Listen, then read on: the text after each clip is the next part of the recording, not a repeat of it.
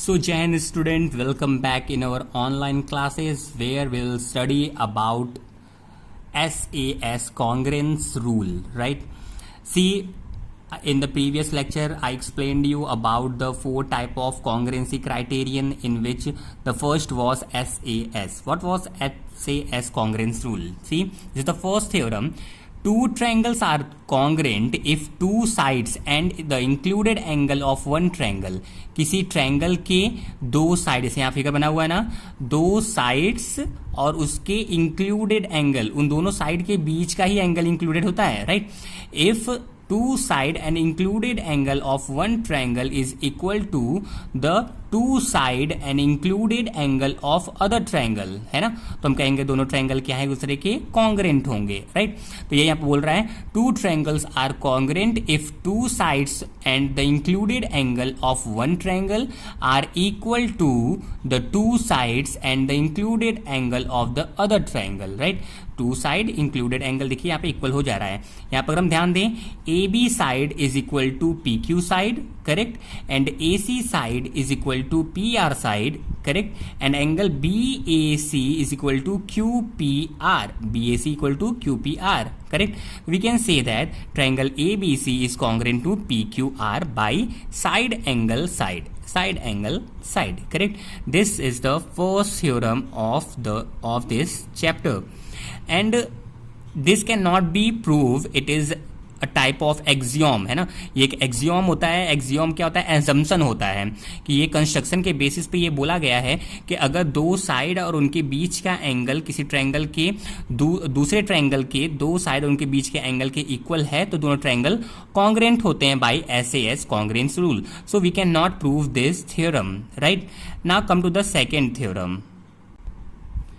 Second theorem is ASA congruence rule. देखिए ASA क्या होता है, नाम से क्लियर हो गया होगा, मैंने कल बताया भी था लेक्चर में। Two triangles are congruent if two angles and the included side, दो एंगल के बीच का साइड, तो किसी ट्रायंगल के दो एंगल और उनके बीच का साइड किसी दूसरे ट्रायंगल के दो एंगल और उनके बीच के साइड के अगर इक्वल हो गया, two triangles are congruent if two angle and the included side of one triangle are equal to two angles and the included side of other triangle, right? तो we can say that triangles are congruent to each other। देखिए इसका proof होगा और इसका proof बहुत ही important है, बहुत ही ध्यान समझिएगा, थोड़ा टफ भी है, राइट?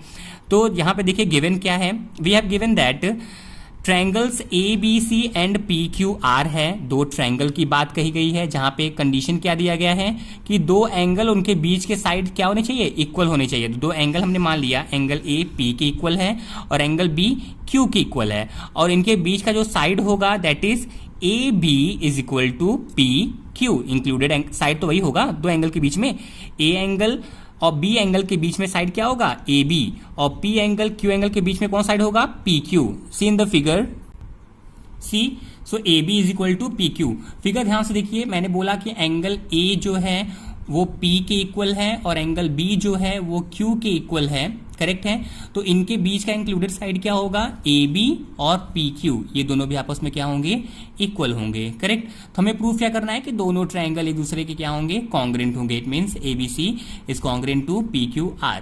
देखिए कैसे कॉन्ग्रेंट प्रूव होता है, यहाँ पे तीन केसेस अराइज होंगी। कैसे तीन केसेस? पहली केस ये हो सकती है कि ये एंगल इसके इक्वल और ये एंगल इसके इक्वल और ये साइड इंक्लूडेड साइड इस इंक्लूडेड साइड के इक्वल है, राइट? तो first case that can be arise that this side AC is equal to this side PR, ये AC साइड PR साइड के इक्वल हो जाए। पहला केस ये हो सकता है। दूसरा केस ये हो सकता है कि AC साइड ग्रेटर हो जाए और PR साइड छोटा हो जाए। तीसरा केस ये हो सकता है कि PR साइड ग्रेटर हो जाए और AC साइड छोटा हो जाए। तो पहला केस लेके चलते हैं, case first, when AC side is equal to PR side, right? अब देखिए हमारे पास सिर्फ एक ही थ्योरम में भी प्रूव हुआ है, that is side angle side. इसके पहले हमने साइड एंगल साइड को दिखाया कि साइड एंगल साइड होता क्या है। We can prove ASA with the help of SAS के हेल्प से हम इसको प्रूव कर सकते हैं। तो देखिए SAS के हेल्प से कैसे प्रूव करेंगे, दिस साइड AC हमने मान लिया है कि AC side is equal to PR side, correct? This is first statement. Second, angle are equal as given in the congruent rule, है ना? क्राइटेरिया में बोला गया है कि एंगल इक्वल है, तो angle equal to angle P। Next देखिए ये side A B side is equal to P Q side, ये भी दिया गया है, राइट। तो साइड एंगल साइड से दोनों ट्रायंगल क्या हो जाएंगे, कॉन्ग्रेंट हो जाएंगे। So triangle CAB is congruent to RPQ और you can also write ABC is congruent to PQR। ध्यान दीजिएगा यहाँ पर A के करस्पॉन्डिंग P है, B के करस्पॉन्डिंग Q है और C के करस्पॉन्डिंग R है, तो सीक्वेंस शुड बी सेम। देखिए यहाँ पर C के R, A पे P और B पे Q, तो ये ऐसे प्रूफ कर दिया हमने कि दोनों ट्रायंगल कॉन्ग्रेंट हैं जब AC साइड PQ के इक्वल हुआ, first case. Now see the second case. Now see second case में कि मैंने बोला कि व्हेन AC साइड, यहाँ बताया था मैंने पहले केस में कि ये AC साइड PR के इक्वल हो, है ना। सेकेंड केस में बता रहे हैं कि अगर AC साइड बड़ा हो गया तो देखिए, चाहे बड़ा हो AC, चाहे AC बराबर हो, चाहे AC छोटा हो, तीनों केस में हमको ट्रायंगल को कॉन्ग्रेंट प्रूफ करना होगा। अगर कॉन्ग्रेंट होगा तीनों केस में तभी हम बोलेंगे ना कि ये ट्रायंगल इसके क्या है, कॉन्ग्रेंट होगा। देखिए AC साइड अगर हम बढ़ा लेते हैं तो क्या होता है, if AC is greater then PR, if AC is greater than PR, so we have a point M on AC। तो कोई ना कोई पॉइंट M होगा AC पर, अगर AC ग्रेटर है तो कोई ना कोई पॉइंट M जरूर होगा ऐसा, जो कि ऐसा हो जाएगा कि AM is equal to PR, जो कि AM या फिर MA को RP के इक्वल कर देगा, है कि नहीं। ये साइड अगर बड़ी है और ये साइड छोटी है तो क्या करेंगे, ये छोटी वाली साइड इसमें कहीं ना कहीं तो आ रही होगी, है कि नहीं, तो वो पॉइंट क्या होगा, M मान लिया हमने, करेक्ट। सो M जो है वो पॉइंट है जहां से लेकर A तक का डिस्टेंस RP के इक्वल है, करेक्ट। अब हम आते हैं इस ट्रायंगल में, MAB और RPQ में आ जाइए, ठीक है। MAB और RPQ में क्या हो रहा है, अभी मैंने बोला कि MA side is equal to RP side, तो यहाँ पे लिख दिया MA इक्वल टू RP, और देखिए ये दिया हुआ था कि MAB is equal to RPQ दिया हुआ था, and AB side is equal to PQ side, ये भी दिया हुआ था, है ना। एंगल साइड एंगल का रूल तो दिया ही हुआ था कि एंगल साइड एंगल के अकॉर्डिंग क्या होता है, तो एंगल और ये साइड तो इक्वल थे ही। मैंने हमारा जो कंसिडरेशन है कि MA RP के इक्वल है, तो देखिए triangle MAB is congruent to RPQ by side angle side, ऐसे दोनों ट्रायंगल क्या हो गए, कॉन्ग्रेंट हो गए, ठीक है। अगर कॉन्ग्रेंट हो गया तो इससे मतलब क्या हुआ कि ये जो एंगल है ABM या फिर MBA, है ना, MBA क्या होगा, MBA angle should be equal to RQP के इक्वल होगा, जबकि कॉन्ग्रेंट रूल में ही लिखा हुआ था कि CBA is equal to RQP। तो क्या ये पॉसिबल है कि ये एंगल भी इसके इक्वल हो जाए, और ये एंगल तो पहले से ही दिया हुआ था इसके इक्वल, ठीक है। ये तभी होगा जब this angle is equal to this angle, right. तो मैंने यहाँ पे देखिए लिखा हुआ है कि MBA is equal to CBA, MBA जब CBA के इक्वल होगा तभी ये कंडीशन पॉसिबल होगा। तो अगर ये इसके इक्वल है, it means that MB is not other line, MB is CB, MB CB एक ही लाइन है। अगर MB और CB एक ही लाइन है, it means MA is equal to CA, MA और CA कोई अदर लाइन नहीं हो सकते हैं, MA और CA एक ही लाइन होंगे, so we can write it as MA equal to CA, ठीक है। तो क्या हो जाएगा, triangle ABC is congruent to PQR by SA S criterion, correct. अब थर्ड केस पर आते हैं। थर्ड केस देखिए, ये फिगर बना हुआ है थर्ड केस का है, ठीक है।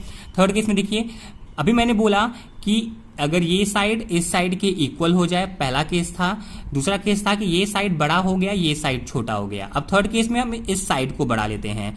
फिर से वही बात, अगर PR, if PR is greater, right, if PR is greater than AC, अगर PR AC से बड़ा होगा तो there exist some point M, तो कहीं ना कहीं एक M पॉइंट होगा जहां से इसके डिस्टेंस MP की डिस्टेंस CE के डिस्टेंस से बराबर होगा। ये साइड अगर बड़ी है और ये साइड छोटी है तो ये छोटा वाला कहीं ना कहीं इसके अंदर आ रहा होगा ना, तो पॉइंट क्या है, M है, राइट। तो देखिए MP is equal to CA होगा, राइट। यहां तक मैंने इसको लिख दिया। Now see we have two triangles, MPQ and CAB, right. MPQ और CAB दो ट्रायंगल बन रहे हैं, है ना। मैंने बोला कि M एक ऐसा पॉइंट है जहां से P का डिस्टेंस C से A के डिस्टेंस के बराबर है ना। तो देखिए MP is equal to CA, MP equal to CA, correct. And angle P is equal to angle A जो कि गिवन था, और AB side is equal to PQ side, AB side जो है वो PQ साइड के इक्वल है।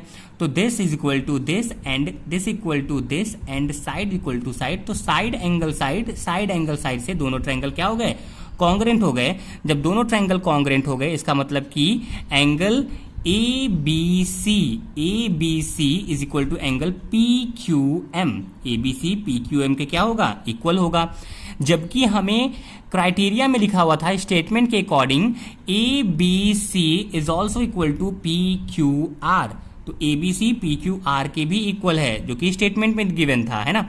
तो क्या ये पॉसिबल है कि ABC PQM के भी इक्वल हो जाए, ABC PQR के भी इक्वल हो जाए? ये तभी पॉसिबल होगा जब PQM इक्वल टू PQR ये दोनों आपस में क्या हो जाए, इक्वल हो जाए। अब फिगर पे आइए, P अब भी मैंने क्या दिखाया, PQM और PQR इक्वल है। इसका मतलब कि ये लाइन कोई दूसरी लाइन नहीं होगी, ये लाइन इसी के ऊपर लाई कर रही होगी, है ना।